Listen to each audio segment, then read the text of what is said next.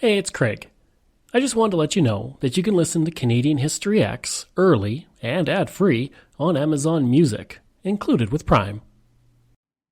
Greetings and welcome to another episode of Canadian History X. If you like, you can support the podcast for as little as $3 a month. Just go to patreon.com/CanadaEHX. You can also donate to the podcast by going to CanadaEHX.com and clicking Donate. Don't forget, I have 3 other podcasts out there. From John to Justin, which releases every single Friday, Canada's Great War, which releases every single Sunday, and Coast to Coast, which releases every single Thursday.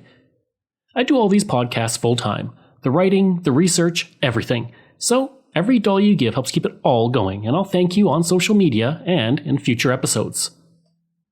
If you like, you can email me at craig@canadaehx.com.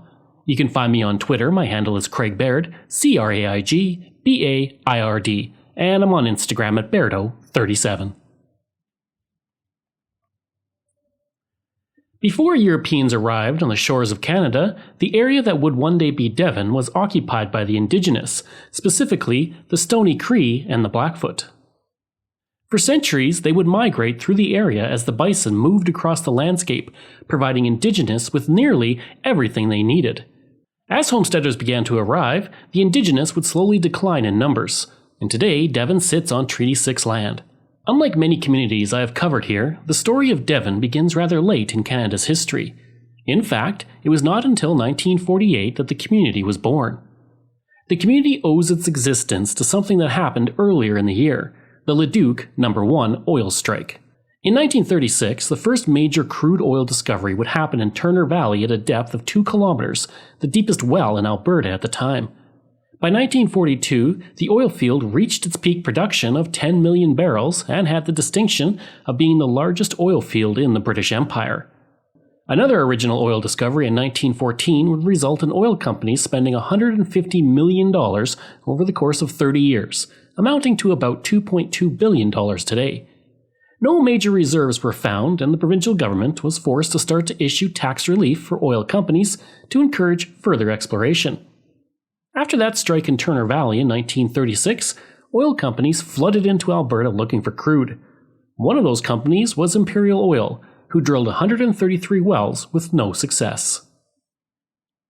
The geologists who worked for the company believed that greater reserves could be found at deeper depths, and they convinced the company to do one more drilling effort. The board of directors agreed, and Wildcat No. 134 was drilled as a last-ditch effort. The company then purchased 200,000 acres of land southwest of Edmonton and began to survey the best area to drill. They came up with 2 candidate areas. One was near Pigeon Lake, while the other was near Devon. The team chose Devon, or at least the area of Devon, because it was closer to major roadways. This was a good decision because the Pigeon Lake well was dug and proved to be a dry well. On the farmstead of Mike Turda, a drilling site was chosen. Turda did not have drilling rights, so Imperial Oil paid him $250 to lease his land, or $3,515 per year today. This well would be the only one within 80 kilometers, and it would be dug to a depth of 2,100 meters. Drilling would then begin on November 20th, 1946, but only small traces of oil and natural gas were being found at the depth of 1,200 meters. Drilling would pass the Mesozoic depth, and indications were that there was a large quantity of natural gas and a bit of oil. When drilling passed the Paleozoic era and into the Devonian era, tests showed promising results at 1,536 meters. Then, on February 3, 1947, a test sent a geyser of oil shooting up past the height of the drilling derrick. With that, Imperial Oil knew there was oil to be found in this location. Vern Hunter, the lead of the drilling team, was asked by the company when they expected to hit pay dirt with the well, and he would say, quote, "The crew and I were experts at abandoning wells, but we didn't know much about completing them. I named February 13th and started praying. By the morning of February 13th, we hadn't started to swab, and that operation sometimes takes days. However, we crossed our fingers and at daylight started in." End quote. Shortly after 4 p.m., the wellhead was cleared, and the 500 people who had gathered and braved the cold saw Leduc No. 1 spray oil into the air. The youngest member of the drilling crew was given the honor of flaring the well. And this discovery was huge for Canada, At the time, the country only produced about 21,000 barrels per day, and that mostly came from Turner Valley. In contrast, the country was consuming 210,000 barrels a day. In Alberta, the production was 7.7 million barrels per year from 416 wells, and 90% of the oil needed by Canada was imported from the United States. The discovery would lead to a huge increase in the estimates of how much oil was actually in Western Canada. In 1946, it was believed that there were 72 million recoverable barrels of oil in Western Canada. By 1957, that estimate had been increased to 3 billion, and today it's believed that there are 77 billion barrels of oil in conventional reserves in Western Canada. Leduc No. 1 would continue to operate for almost 3 decades until 1974. By that point, it had produced 317,000 barrels of oil and 323 million cubic feet of natural gas. Today, the Leduc No. 1 and Leduc Woodland Oil Field are designated as National Historic Sites, and the Leduc No. 1 Energy Discovery Center, opened in 1997 next to Devon, features exhibits about the oil industry, as well as artifacts and equipment from the early days. The well drilled down through the Cretaceous and into the Devonian, and oil was found in the limestone in the top of the Devonian age. For Dan Claypool, these small bits of rock tell a very personal history. Well, Leduc No. 1 gave me an entire career. When Leduc No. 1 exploded into life on February 13, 1947, it was big news for a province, for a country, and for a farm boy from Saskatchewan. At that time, there wasn't any industry or jobs to speak of, and Leduc No. 1 opened it up, where within the next several years, many people moved in and picked up the jobs in the oil patch. Claypool was one of them. At 17, he went looking for his future, across an Alberta that was rustic and far from prosperous. And the No. 2 highway was all graveled and washboardy, and if we got over about 28 mile an hour, this washboardy shook the doors open on the car, and you had to pull off the road and tighten them up and get them closed again. All he knew at the time was that Leduc No. 1 had spawned a forest of oil rigs and hundreds of jobs. None of us realized that it was a part of history that we were involved in. First well came in at 500 barrels a day of nice light gravity crude.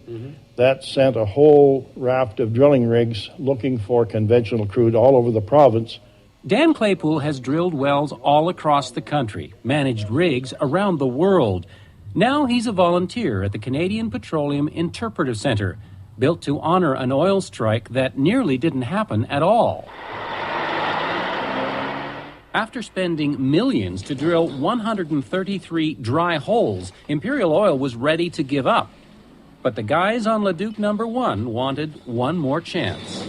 The story is that they knew this telegram was coming from Toronto saying that shut her down, the money's been cut off. And the story is that they found some oil showings on the way down, and the boys didn't bother going to Leduc to get their telegram until they could send one back saying, hey, we think we got something. What they found was a site that would produce 300 million barrels of oil and 250 billion cubic feet of natural gas. Gas that, in the beginning, no one knew what to do with. In 1947, Albertans heated their homes with wood or coal. Leduc No. 1 helped to change that. In 47-48, they started to build a conservation plant here at Devon, the one that's being shut down now.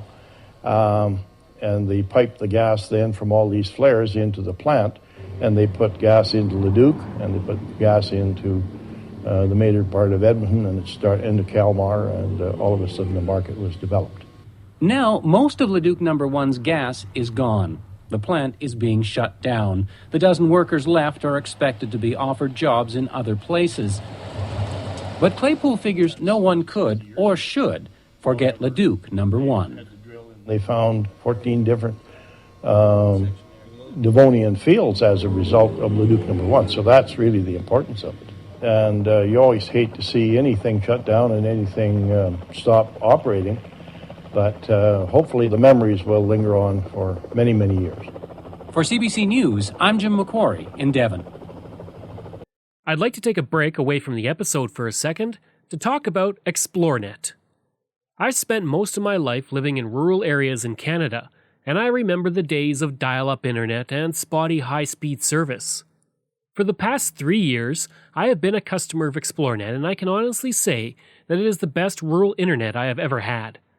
My job as a podcaster means I spend a lot of time researching online, interviewing people over Zoom, and uploading content.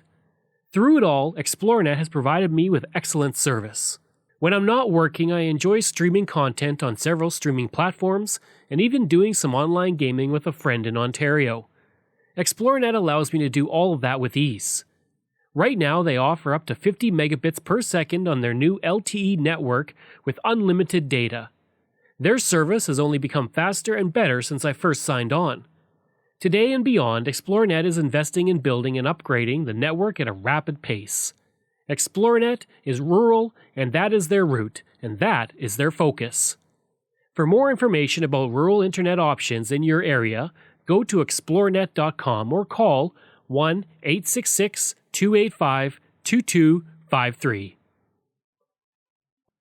On November 27, 1948, the community of Devon sprang up on the open prairie. Imperial Oil had actually paid $24,000 for a quarter section of land near the North Saskatchewan River, just north of Leduc No. 1. Within 10 months, a modern, $2 million community with 600 residents was bustling in the area. Mrs. V. Hunter, an early resident, would state, quote, "Starting from nothing and with nothing, they built up not the body but the soul of the town, making it a model town not only in its physical aspects, but even more so in its spirit." End quote. The town would be home to the Imperial Oil workers, and the company wanted to make sure the community was well planned. Devon is actually the first Canadian community to be approved by a regional planning commission. As for its name, well, that's an easy one. It's named for the Devonian Formation, which the Leduc No. 1 tapped into, and that formation is named for Devon, England. Around the same time that Devon was being built, the Atlantic No. 3 well suddenly burst into flames on March 8, 1948. The well would continue to burn for 4 days before it was capped, and by that point it had sent 75,000 barrels of oil and millions of cubic feet of natural gas 150 feet into the air. The fire was visible from Edmonton, and the well was plugged, but that created a new problem, causing huge gas pressures to develop 300 feet below the surface, which then cracked through the ground and came out at surface faults. These built up, and on May 7th, oil was forced out, covering 40 acres around the wellhead. The Alberta government ordered the entire site shut down on May 12th so that the resources could be put forward to reduce the fire hazard. Tank cars were then brought in, and 12,000 barrels of oil per day were hauled away to be taken to refineries. Finally, the lake was drained off, but 10 acres were still seeing oil rising, equaling 6,000 to 12,000 barrels per day. Finally, on September 7th, 6 months after the entire situation began, experts and government officials were able to finally stop the oil seeping to the ground. In January of 1950, Devon would be incorporated as a village, and in March of that same year, it became a town. Today, Devon is called Canada's model town due to its planned nature. Nearby to Devon is one of the most beautiful spots in the entire area, the University of Alberta Botanical Garden. First established in 1959, the garden was built on donated land and since then has continued to expand and improve. Today, the gardens cover 80 acres of 12,000-year-old sand dune shoreline that existed along the long-ago Lake Edmonton. There's also another 160 acres of natural areas. In the gardens, you will find the tropical show house with butterflies, temperate and arid show houses, extensive alpine herb, lilac and rose collections, an indigenous garden, and the Kiramoto Japanese garden. There's also a beautiful Islamic garden on the grounds, first planted in 2018. If you'd like to learn more about Devon's history, you can visit the Devon Historical Museum, which opened its doors in 2016. Today, the museum has several old photos, sports equipment, and uniforms, as well as other artifacts from the town's history, all of which can be browsed. As well, it also features a very rare silver collection. I hope you enjoyed that episode. It was a short one, and my look at Devon, Alberta. If you did, please leave a rating and review. If you like, you can email me at craig@canadaehx.com. You can find me on Twitter. My handle is Craig Baird, CraigBaird, and I'm on Instagram at Bairdo37. Again, if you like, you can support the podcast through Patreon. Just go to patreon.com/CanadaEHX. You can support the podcast for as little as $3 a month. You can also donate to the podcast by going to CanadaEHX.com and clicking Donate. And I'd like to say thank you to all of my wonderful patrons, and if I mispronounce any names, I do apologize. Matthew Gartho, Lionel Romaine, Dr. Bob Turner, one anonymous person who I really appreciate, Randy Hayden, Doug Campbell, Reg W., Deborah Carlson, Francis Helbling, Nick Zinri, Shannon Marshall, Clinton Martinez, Dimitri Chauve, Aaron O'Hara Myers, Robert Dunseith, Todd Casey, Catherine Roy, Luke Guess, JP Bear, Jason Hall, and Iris Gray. Thanks. We'll see you again next time.